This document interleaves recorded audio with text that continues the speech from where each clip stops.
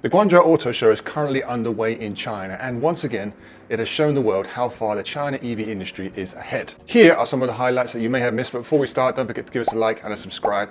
It helps the channel a lot. Now, let's get into it. One of the most exciting announcements of this year's Guangzhou Auto Show was the Li Auto Mega, which was officially unveiled publicly and began blind orders. This is the brand's first battery electric vehicle. Previously, they only sold electric range extenders, and it will launch next month. So we only have limited details right now. We do know one thing, which is going to have amazing charging capabilities, 5C charging, which can allow it to charge 500 kilometers in just 12 minutes. Next, another pure electric MPV, which is the Xpeng X9, which began pre-sale starting at a price of around $53,000. A 7-seater with a claimed interior 12% bigger than the Toyota Alphard, which in the past has been a popular choice for business travel. The segment now has more and more electric entrants, including the Zeekr 009 and, of course, the Li Auto Mega. The X9 claims to be the world's first MPV equipped with rear-wheel driving as a standard configuration, which reduces the car's turning diameter to an industry record of 10.8 meters, making it easy to maneuver.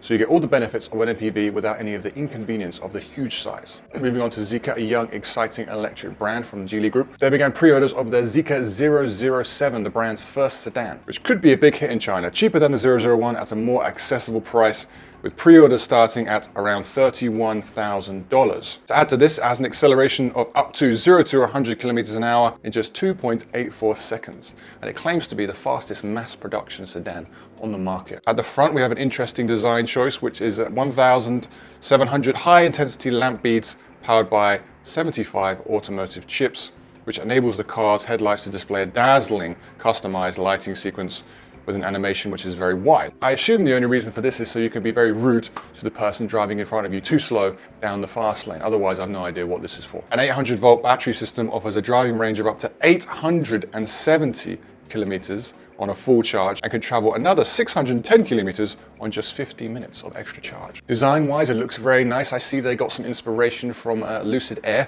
in the US. And also, it just seems like another randomly designed car from Zeekr. I defy you to find some design elements shared between this, the Zeekr 01, the 009, and the Zeekr X.